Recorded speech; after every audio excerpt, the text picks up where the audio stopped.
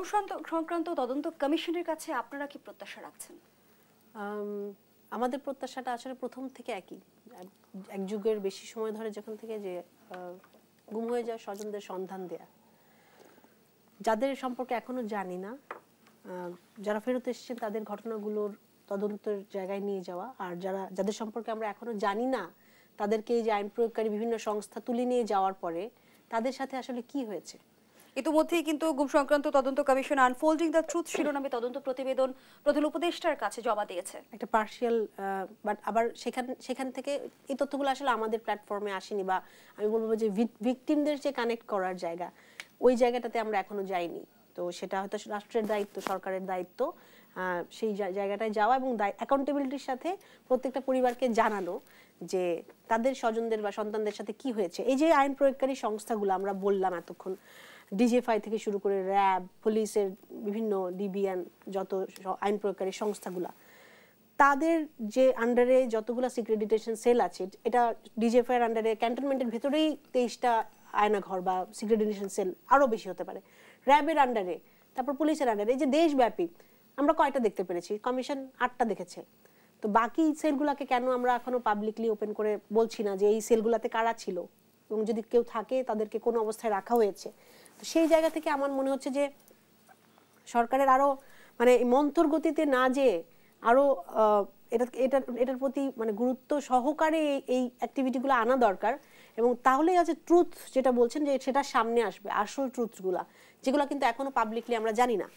আরেকটা যেটা, যে ভিকটিম ফ্যামিলিগুলো যে ট্রমার মধ্যে দিয়ে যাচ্ছে, যেই টর্চারের বর্ণনা শুনলেন, আমি আপনাকে খালি কিছু বলেছি, এবং এমনও কিছু হয়েছে যে যেমন তাদেরকে ইনজেকশন দেওয়া হতো, তাদেরকে 1600 RPM এর চেয়ারে কিছু সেকেন্ড ঘোরালেই কিন্তু তাদের চোখ মুখ বের হয়ে আসবে, এরকম করা হতো, তাদের বমি করবে, স্বাভাবিক থাকবে না ডেফিনেটলি।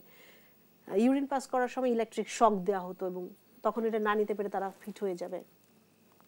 এই যে অমানবিক চরম পর্যায়ের যে নির্যাতন, এটার ভিতর দিয়ে কিন্তু এই পরিবারগুলো প্রতিনিয়ত প্রতিদিন পার করছে, এবং 5ই আগস্টের পরে এইটার ভয়ঙ্কর রকম ট্রমাটা কিন্তু বেড়ে গিয়েছে আর অনেক গুণ।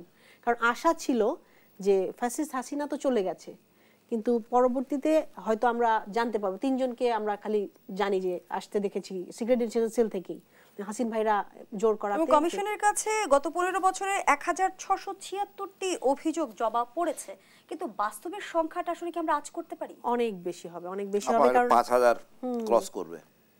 কারণ কি আপনার বিগত 16 বছর এটা অনেক বড় একটা পিরিয়ড, এবং অনেক মানুষ আছে আসলে আমরা কি এখনো যদি জানতেই না পারি, আমরা যখন 4 মাস হয়ে গেল ইন্টারিম গভর্নমেন্টের, এমন কোন প্রক্রিয়া আমরা গেলাম না যে তথ্য পরিবার পর্যন্ত এসছে এখনো, আমরা কিন্তু সেই জায়গাতেই রয়ে গেলাম। এবং ওইখানের মধ্যে 5ই আগস্টের মধ্যে আরো অ্যাড হলো যে ভয়ঙ্কর রকম একটা ট্রমা, যারা বের হয়ে আসলো তারা। এবং মায়ের ডাক সংগঠন দীর্ঘদিন ধরে বিষয়গুলো নিয়ে কাজ করছে, আপনারা কি কি চ্যালেঞ্জের মুখোমুখি হন?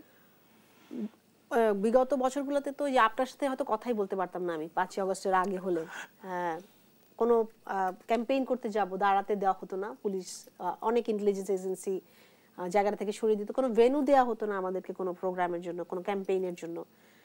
ন্যাশনাল বা ইন্টারন্যাশনাল কোনো সাংবাদিকরা যদি আসতো তাহলে বাড়ি বা ওই যে চারদিক ঘিরে ফেলা হতো।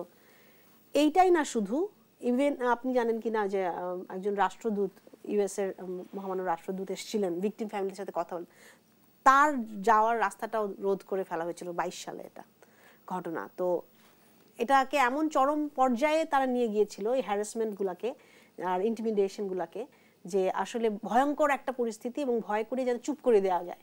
তো সেই জায়গা থেকে আমি আসলে বলবো যে এই ভিকটিম ফ্যামিলিগুলো আসলে অসীম সাহসী। ছোট যে বাচ্চারা যাদের বাবার ছবি ধরে থাকে, যেই মায়েরা এখনো আশা করে দরজা খুলে থাকে রাতে তার সন্তান আসবে, যেই ভাবিরা 12 বছরের 13 বছর জানে না তার হাজবেন্ড আসলে বেঁচে আছে কি নাই। কিন্তু এমনও অনেক পরিবার নিশ্চয় আছে যারা আসলে আইনের দ্বারস্থ হতেই ভয় পায়। কারণ কি আপনার তথ্যটা যে সামনে আনবে, তার পরবর্তীতে যে তার সাথে আসলে আবারও সেটা রিপিট হবে না, এই হ্যারাসমেন্টগুলো, বিকজ বিভিন্ন বাহিনী দ্বারা বিভিন্ন সময় কিন্তু এই পরিবারগুলোকেই হ্যারাস করা হয়েছে। এই বিগত অনেক বড় একটা সময়, বিগত 16 বছর একটা অনেক বড় সময়। তো এখনো পর্যন্ত আমরা যখন কথা বলি এই প্ল্যাটফর্মে ভিকটিম বিভিন্ন জেলায়, তারা কিন্তু এখনো সামনে তথ্য আনতে ভয় পাচ্ছে। তো সেখান থেকে কেসটা আসলে 1600 নাম্বারের মধ্যে থাকবে না যদি আমরা ন্যায় বিচারের জায়গায় আনতে পারি। এবং এই যে সত্যটা যেটা আমরা চাই জানতে, মায়ের ডাকের সব ফ্যামিলি, আমি বলবো যে যত ফ্যামিলি ভিকটিম আছেন, তারাও জানতে চাই যাদের সাথে এই যে গুমের মতো এত বড় চরম মানবাধিকার লঙ্ঘনের অপরাধ হয়েছে তাদের স্বজনরা কোথায় এবং কেন কোন বাহিনী দ্বারা কখন এটা হয়েছে এবং যাদের এগেইনস্ট অ্যালিগেশন তাদেরকে বিচারের আওতায় আনা দৃষ্টান্তমূলক সঠিক তথ্যগুলো উঠে আসে।